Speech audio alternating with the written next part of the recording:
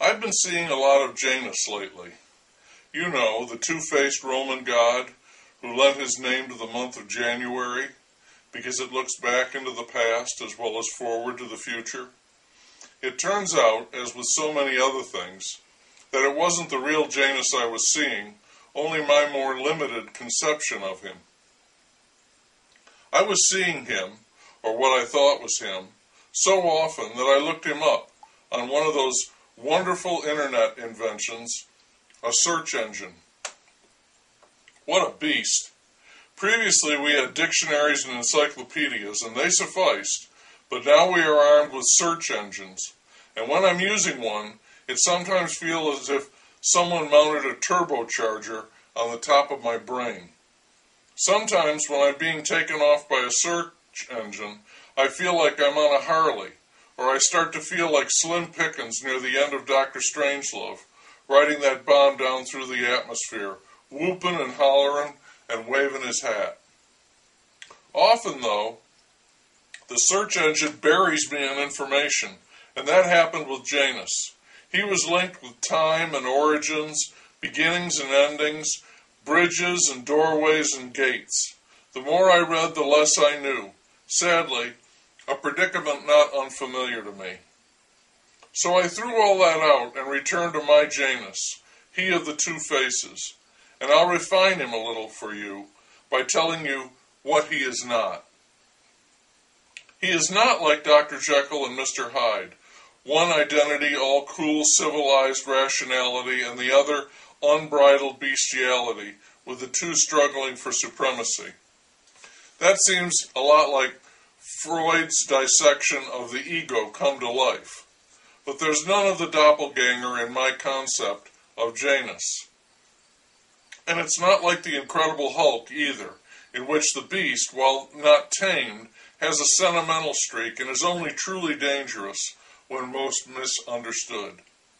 He's not like Two-Face in the Batman stories either, with the good and decent person warped beyond recognition into a twisted version of himself, haunted by chance, intent upon destruction. No, I see Janus in television, for example. Television has at least two faces. One of them is trying to sell me something or make me want to buy it.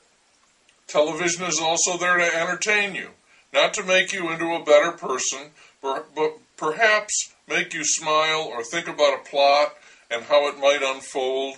Maybe it evokes a little feeling in you. The two faces, if you will, of television are completely separate and totally unlike. One is show and the other is business. One is crass and the other merely vulgar. One is not good while the other is bad. That's not it. They're different. One seems more generous and innocent, and the other more cunning and self-serving. Because the two are connected and could not live without the other, because the two are one, Janus, it makes each of them, individually, more complex. Religion, insurance, Janus. Politics and government, well, say American style here, in an attempt to limit our errors, is a true Janus creature. There is the fervent belief that government is of the people, by the people, and for the people. This belief can be so fervent that it takes on the character of patriotic zeal. The other face of government is that it is a plutocratic nightmare in which the interests of a few prevail, behind the veil of a political system that exists to dupe the public into fits of patriotic zeal, while all the time they are being milked like goats, treated like goats, and when the need arises, sacrificed like goats. Both of these exist simultaneously. One of them is inspiring, the other cynical. Politicians serve both the people and the ones who have paid for their success. Politicians constantly demonstrate that not only can you serve two masters, but you can also get away with it. It requires a certain, shall we say, flexibility. Politicians win the minds and hearts of the people for as long as they can, which is as long as time and circumstance permits, and as long as they can sustain the support of the people, they can count on the contributions from the rich, whose only demand is that they be allowed to operate as they choose, an interest which often, but not always, meshes smoothly with what is good for the people, aka time to feed the goats. And, as in television, the two faces of government are so deftly intertwined and could not exist without each other that the DNA is the same. They are conjoined twins. It is not fair or even correct to say that one is good and noble and the other is devious and avaricious. That's a huge oversimplification. They are very different creatures with very different objectives. Some people keep trying to separate them, to tear them apart, but it can't be done. The attempt is doomed. They can't exist apart. The ideal is not feasible, and tyranny is self-destructive. To repeat, one can't exist without the other. They need each other. They are symbionts.